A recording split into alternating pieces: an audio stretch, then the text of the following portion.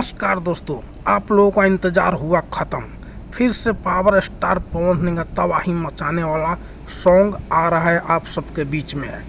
जैसे जैसे आया था पहले गाना पुदीना, उससे भी बड़ा तबाही आ रहा है आप सबके बीच में। आप लोग को दिल थाम के बैठिए आप लोग, क्योंकि बहुत जल्द पावर स्टार का गाना छूटने वाला है।